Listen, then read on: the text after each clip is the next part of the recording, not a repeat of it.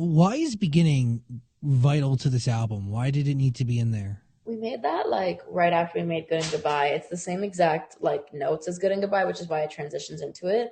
But I don't know, I just wanted this big, like thematic, cinematic intro that felt just like vocals and something to just like set the tone kind of. I didn't want to jump into the album without an intro. I wanted there to be this kind of like setting your brain like into a certain gear to process the album, I guess. Channel surfing, you have an ending, you have a beginning and an ending, which I think is cool. Is that just like a recap of the whole process, or is there like little hidden things in there that people may be able to catch? Yeah, no, that's literally just like all little snippets of pretty much each song. And then we have like our little Dear Society moment in it, which was so crucial to me to have in there because all the fans when the track list first came out, they're like, no Dear Society, and I just was like, no, but like you're gonna see like a little something, and I felt like it was a bit more impactful to have. That was so what you hear at the end of Channel Surfing was genuinely the first time I had ever sang into the microphone singing the chorus of Dear Society, and afterwards like you could hear me like mess up. I'm like, you're bad for my health. I start laughing, and I literally couldn't even sing it because I was like tearing up and I was so excited. And that's what I say. I'm like, I can't even sing it. I'm so excited. And then you hear my writer Kinetics. He's like, what have we done? And like, it's just this whole like, it literally the microphone captured this moment that was the start of something amazing. And I wanted it to be the last thing you heard before the album ended. What was the last song you made for the album? I guess technically Boy was the last song, but other than Boy, let me. I mean, Boy sounds different than the rest of the album. Yeah, Boy is different because Boy was made like long after the album was done. I feel like the last song we finished was probably maybe Sour Times. I think was like the final song. For Boy, it is like a rock song. I mean, you got Pete Nappy on there, who is a rock guy. I really like him. You have a cool team on that record. How does that come to be? There's a lot of really awesome people who have worked on this album. Yeah, I mean, I just like I don't know, like even just the people who wrote my album, like my two main writers, Kinetics and One Love, they wrote a lot of Melanie Martinez's Crybaby. They wrote on K through 12. They are currently working with her again. Like I love Melanie Martinez, and I kind of like seeked them out. I was like, okay, I need to work with these people and find them and hunt them down and take them and use them. They're just amazing. And I was like, I need them on my team. And they've been on my team since I was like 15, 16 now, which is amazing. And we like, it's so cool that they wrote half my EP with me as well. So they've been with me since As She Pleases, which is amazing. And so they're like from Melanie Martinez's camp. Leroy Big Taste is my producer. I made Home with You with him, and that's kind of how he came into the mix. Lowell is amazing. She worked on a lot of Bulow stuff, which I love her. So yeah, there's just been like I don't know. I kind of like listen to music in the credits, and I'm like, okay, who can I work with? Who I feel like would kill what I'm going for? Are you going for 2 albums in 1 year? Yes, Kind of felt like that.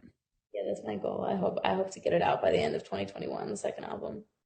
Is it wrong to say that, like, yes, you're inspired by a bunch of stuff that's come before, but there is some Ariana Grande energy that is woven through these records? I mean, is that Maybe. right to say? I mean, Ariana's been one of my favorite people ever for like so much of my career and my just even like prior to my career. So I'm sure she's definitely influenced me a lot, just as all of these other people have. But I hate this narrative that's being, has been pushed about me and her, that it's kind of like this like competition thing where I'm like, this is like someone I idolize and somebody who I look up to. And I don't know why that's like, why is it different that I say Lana inspired me versus Ariana? I just don't really get it. And I don't know, but I've always been very open and transparent that she's a huge inspiration to me. And she's someone who I've looked up to for so long. And I admire her strength and her talent immensely. We have to talk about Follow the White Rabbit because I know you've been teasing that one for a very long time and people are very excited for it. People love Follow the Rabbit. I did that on a live stream like probably over a year ago. And it was just like that. I honestly shouldn't have done it that soon because now all I've been hearing for the last year is Follow the White Rabbit. But they love it. The fans are really excited for it, and I love that they immediately understood the Matrix, Alice in Wonderland reference, etc. And yeah, like Is there a parallel in that to your existence? for sure. Yeah, I think that like I kind of have this like, I mean, I'm a big Matrix lover, so I kind of have this like, I don't want to say like I think we're like in the Matrix, but like I kind of But you have, think we're in the Matrix. but I think we're in the Matrix, basically, is what I'm trying to say. And yeah, I wanted to just write a song that was inspired by it because I literally watched it again. I watch it like once a month at least, but I watched it again literally right before I went into the studio this one night. And I remember seeing like when the computer types on the screen, like "Wake Up Neo, Follow the White Rabbit." I was like, that's a really cool song title. And so I was like, let's just make something with, and usually I never do this. Like the steps of writing a song for me are usually like chords, melody, lyrics, record. Whereas this was like concept, lyrics, melody, record. It was just weird. Like we literally wrote it like it was a poem, basically, that felt like it could flow. And then we went on and did the song. Was it the only song like that written in that way? Pretty much. I think so. Like everything happens for a reason was like a freestyle that was like literally just sang like a few times on this like vintage mic, and it just was perfect. It was so easy and so simple to write. But yeah, I think that's probably the only one that we really did that with. Well, Madison, I like the album. It takes you on a journey. I actually was going to text you last night to tell you that I liked it, but I didn't. But it's the thought that counts, right? That is. And yeah, I really do. It's not though. It's the thought that counts behind a gift. Not.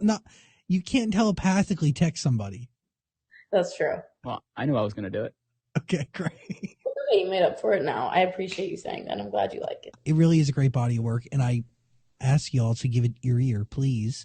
There's a link in the description below to life support, an album we have been waiting for. 17 songs. This is thick with at least 7 C's. Yeah, at least it's a bit. She's a big girl. Dude, well, there's a lot of story to tell, and there's a lot of time that you had to make up for. Oh, well, I have two quick questions. One, do you think your Daft Punk collab will ever happen? Why did you have to just say that? Did you mean to do that to me? Did you actually have to? Stop! I can't. I'm not ready to talk about this. Remember how I talked to you about things I'm healed from? I'm ready to talk about. It's an unhealed wound. Damn, that was crazy. Can you believe this? I know. Wild. I was not expecting to see that this morning. Of the world. I literally no, like I woke up, my friend sent me the link, and that was it. And I'm like, oh my god, new song, because like it just said Daft Punk eulogy, right? Or what did it say? What did it say? No, I think one was that headline. Epilogue or epilogue, is that a word? Epilogue. And I was like, is this a song? And so I click it, all like excited, ready to go. And I'm like, oh my God, yay. And then it begins. And I see, you know how you can see like the top comments right underneath the video now? Yeah.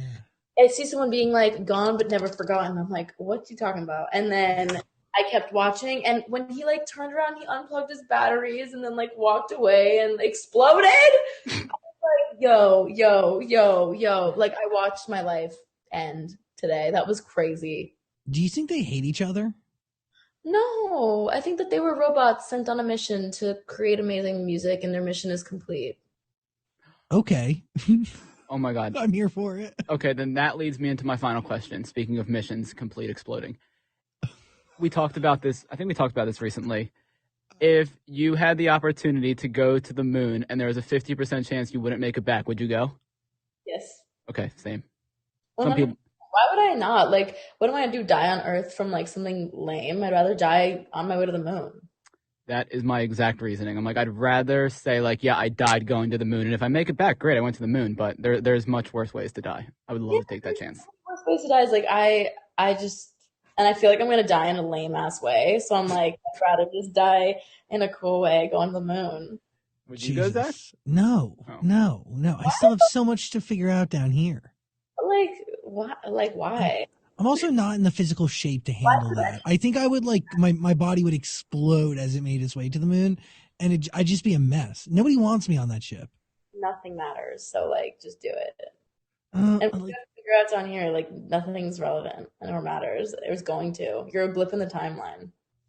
That is true. That is very, very true. You can be a blip in the timeline, or you could be somebody who kind of disrupts the timeline, or at least helps to bring about change for the timeline. That's an argument people have. Like, is there going to be a certain time, which I'm sure there is, that there's like everyone we were taught about in history or whatever, that in this, there's going to be a time, whether it's in 100 years or 1,000 years, that they don't teach you about these people anymore, and they're gonna like. Why?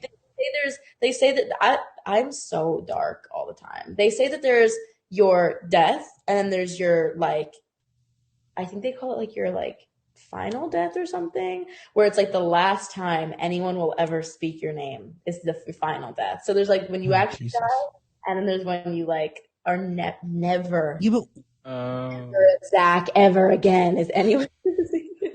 Well, thanks to the internet, I'll be on here for hopefully as long as the internet exists, right? The internet may die too. I mean, yeah, but why do you say that history is not going to be written? Like, history for centuries has been. Like, we don't know about like name someone from like 100 BC or whatever. Like Jesus? No, BC isn't that literally before? Oh, before Christ? Yeah. 100 BC. It was like the Romans. Name someone. Julius Caesar? No, Julius Caesar was in like. When did he show up? We're all literally dumb. I love it. I love that every time we're about to wrap up, we always dive into like a conspiracy theory. Oh my god, 100 BC, Julius Caesar. Ha! Oh yes. Yes! Well, I was gonna say if you take all the the Egyptian pharaohs, they were all BC. Okay, fair, but like I'm just saying, like we don't know of many people from that time era, so it's like there's a date on Julius Caesar's Earth death is long. Damn, he's been. Yeah, that's what I'm saying. Like history is documented. I think the time, but the life death is, it's not going to be equal for everybody. I think historic figures like Donald Trump, like who? You heard of him? Never heard of him. Hopefully, well, like 40s mind blowers. Like I wish I could just like mind blow Donald Trump out of my head. Well, we can't do that, because if we do that, then we're going to repeat ourselves. History is so important as we progress as a society. Remove him? Well, hopefully we publicly and legally exonerate him from society and like expel him. I'm just like put him in a booster seat and push the red button and shoot him out of the planet. But as long as we know that he existed and he did what he did, because then history really repeats itself. So the only way you fix things is by teaching people history. On that note, Life Support is the album. Listen to it. There's a link in the description below. It really is a great body of work. Madison B. I thank you for giving us time and energy. Dark and morbid all the time, but love you and thanks for dealing with it. No, I really appreciate your honesty always. And everyone else who pretends like they're all jolly and happy all the time, Yeah, why lie? Pretending is so hard. Don't lie. Amen. Daniel, final thought? Hopefully we'll see you in person when you have this next album out. Yeah, me too. Miss you. Do you want to hear a quick story? Real quick. I know you got to go. I do. So I was sitting at an intersection once, and I was like, who is driving this obnoxious bright red Ferrari? And is it Madison Beer? I drove by them after the light turned green, and it was Madison. Well, was that David's Ferrari or yours? Why you got what? That was mine. Oh, wow. It's Ferrari. Stop. We're not crediting David for my Ferrari. Sorry. I don't know what kind of relationship you have. I don't have a Ferrari. That's a joke. I did for like a few months, and then I was like, no, I don't really want this anymore. Because it's, again, smoke and mirrors. It's the whole idea and thing where it's like, it seems so awesome until you're like, my head hurts and this is loud and annoying. So what do you drive now? A G-Wagon. You make me like such an asshole. A G-Wagon. That car is like $150,000 and could withstand the apocalypse. It could. It literally could. She drives. I can take her anywhere. Literally. I mean, that's the car you want to be in if there's a zombie apocalypse. I'd rather just die by the zombies. Okay, great. No, you don't like have lights in your house, so. So why didn't you say hi to her when you drove by? It was clearly. It was an intersection. Like, I can't stop in the middle of an intersection and be like, hold on, I have to say hi to my friend. Haven't talked to her in a while. Well, yeah, you wave. Well, you know what? Next time you put out an album, I'll text you and tell you it's good. Next time I see you driving, I'll stop traffic. And also, like, what a steep definition you put on your relationship, friend. Okay, an acquaintance that I haven't seen in a while. Friend. Getting a little comfortable there, Dan. Well, actually, never mind. We don't need to go there. Friend, what are you going to say? What were you going to No, I was going to say, when you were talking about all the summer, everything you were going through, for some reason, a couple of your fan pages posted some of those things on Instagram and tagged me in it and said, like, do you know what's going on with Madison? Is she okay? And I'm like, why are people tagging me in this? I don't know what's going on. Maybe I should know. Maybe I should reach out. But again, it's the thought that counts. But funny, during that whole period, I was going out of my house, which, by the way, I always wear sweatpants and a hoodie whenever I leave my house. But like, I was wearing like cute outfits every day, and then when I started just being like morbidly miserable, I was like not wanting to wear anything other than sweatpants and a hoodie when I was going to the studio. And my fans started posting it, being like, "Is she okay? She's only been wearing sweatpants and hoodies." And I'm like, that's what gave it away, is that I was wearing like crew necks all the time. That's not what I was tagged in, but we can go with sweatpants. What were you tagged in? You must have gone on Instagram Live or something. Hysterically crying. Yes, it was that video. I got tagged in that a couple times, and they said, "Do you know what's going on with Madison?" I guess they were just reaching out for any answers. That's a bad move. I don't know what I was thinking. Like, yeah, let me go live, bawling my eyes out like anyone's gonna give a. Like, I was in bed. Well, I just felt like I was like I don't know what to do, and I literally just went live, and I was just so sad and like. I don't know, but I don't know if I would ever do that again. I went live the other day, hysterically crying, but like happy tears. I was like very just overwhelmed and grateful that everyone was being so nice to me about the album. And yeah.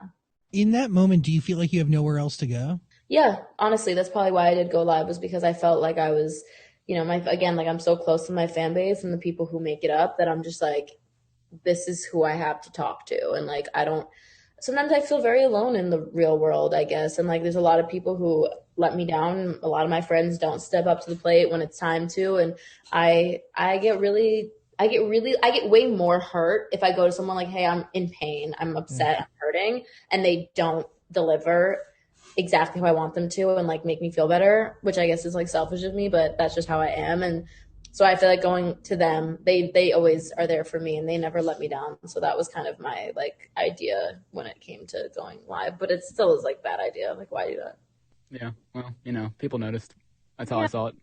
Well, there's comfort there. I appreciate your honesty and I thank you for sharing everything with us today and talking about Life Support. That is the album. It is a debut album. There's a link in the description below. You really should listen to it. It deserves your ear. Madison Beer, thanks for hanging out.